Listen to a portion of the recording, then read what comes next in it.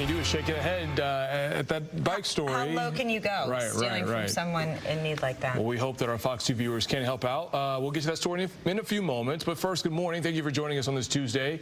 I'm Brandon Hudson. And I'm Amy Lange. And we begin with weather because much of southeast Michigan is under a flood watch through this afternoon. And, of course, rain is in the forecast. Yeah, Amy, it feels like we have been stuck in a never-ending rainstorm since last night. The Weather Authority has been tracking it for us today. Derek Kevra is here with the forecast. Derek, you told us it was coming last night. You told us it would be here in the morning. You called it, but where are we now?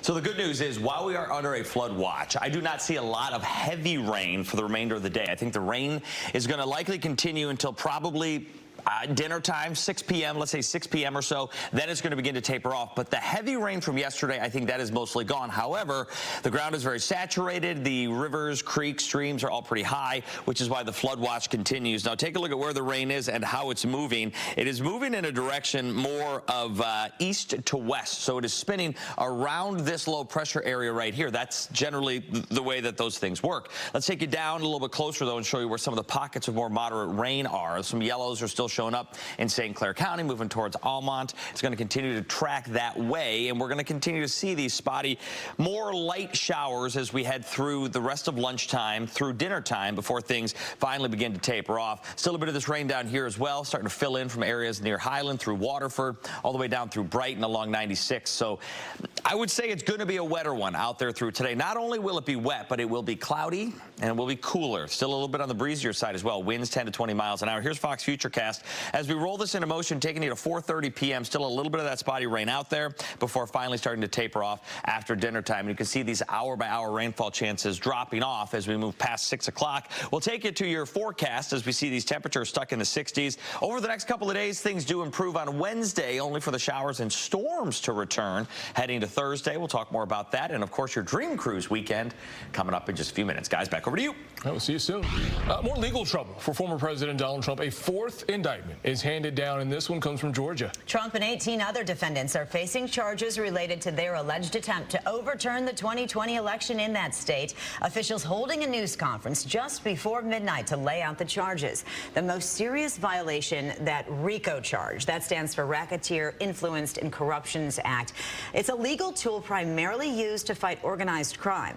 The case centered around this phone call made by then President Trump to Georgia's Attorney General. I just want to find 11,780 votes. Actually, the Secretary of State. That was the number of votes needed to overturn President Biden's win in Georgia. Some Republican lawmakers and members of Trump's legal team are calling the indictment election interference. All of the defendants have until next Friday at noon to surrender.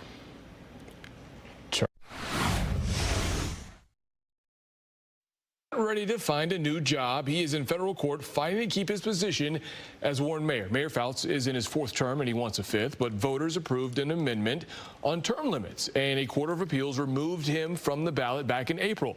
Fouts claims that his civil rights were violated and is now suing the Warren City Council, Warren Election Commission, and Warren City Clerk. Now, after last week's election, George Demas will face State Representative Lori Stone in a race for Warren mayor in November.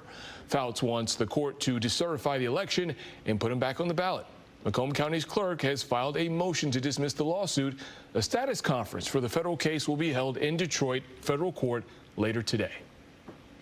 Well, it is an unthinkable loss. This is just heartbreaking. A pregnant mother is killed. Her husband seriously hurt after a crash in Sterling Heights. And so police say that a 16-year-old caused this collision after leading officers on a high-speed chase. And this morning, the community is putting their arms around this grieving father and son. Fox 2's Robert Murdoch is live with the latest on this case. Robin, this was supposed to be a joyous time for this family, but now they have lost the mom and the baby they'll never know. Yeah, this is a very difficult time for this family, but I got to tell you, the community is certainly making things just a little bit easier. Friends have created a GoFundMe page to try and help out this family, and in less than 20 hours, it has already collected close to $160,000, and that number, it is climbing. I just talked to Faith's sister a short time ago, and she says the support, it means everything. It's amazing. I love the support from our community. This GoFundMe page, created less than 24 hours ago, has already raised more than $155,000 for the Guma family after a teen driver allegedly crashed into their SUV over the weekend in Sterling Heights while trying to outrun police.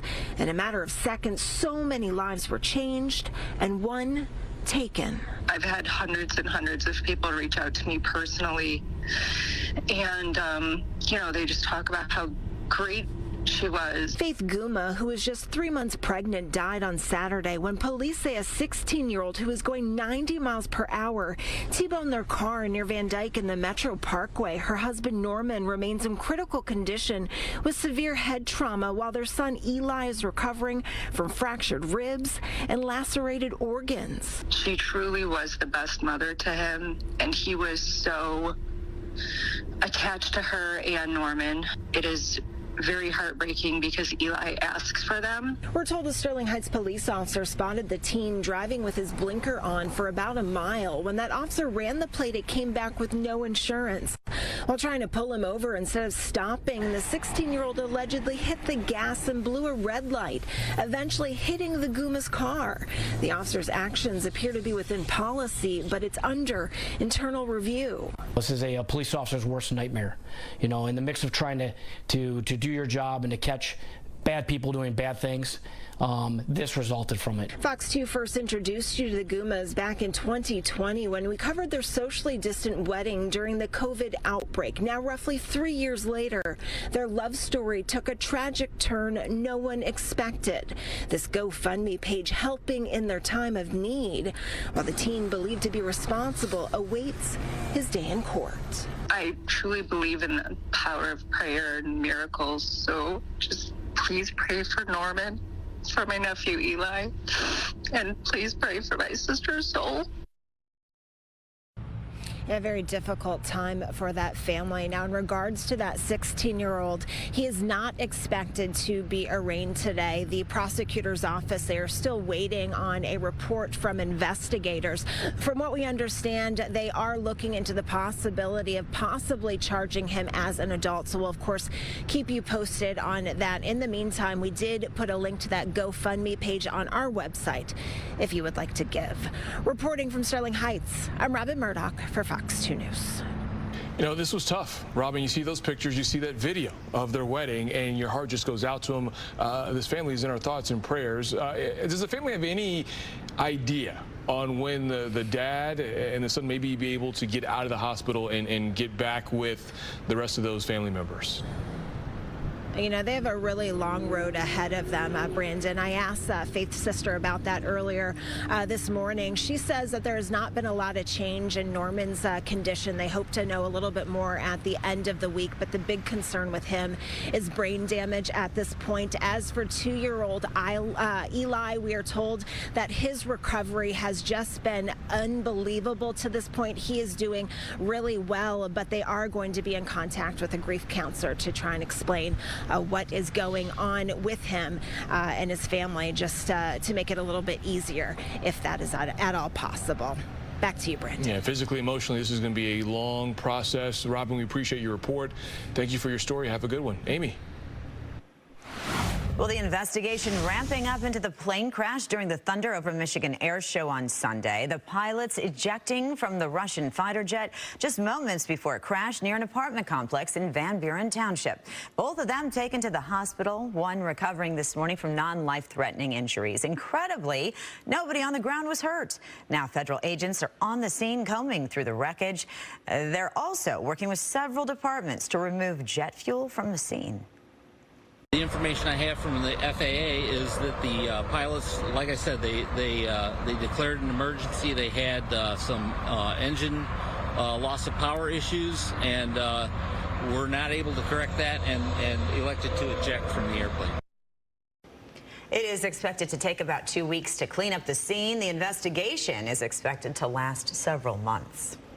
All right, I want you to listen to the twist in this story on crime. A man accused of stealing from a convenience store is in the hospital after he was hit by a car on the freeway. Police say that they chased the 25-year-old until he ran out onto westbound lanes of I-94 near Gratiot. The driver who hit him had no time to stop. We're told that the man is in critical condition and the driver was not hurt. And we're learning about a police situation. You saw as breaking news yesterday on Live at 11. It turns out police chased a stolen van that crashed onto the Kensington exit on I-96. Police say that a 47-year-old man stole that Ford Econoline from a Home Depot in Novi. He is also accused of breaking into a home in Lyon Township and attempting to get into a home in Milford Township. That homeowner scared him off. The suspect is behind bars. And a Centerline man wakes up to find his only mode of transportation gone. Yeah, the one-of-a-kind motorbike is also his biggest passion project. Fox 2's Dave Spencer reports.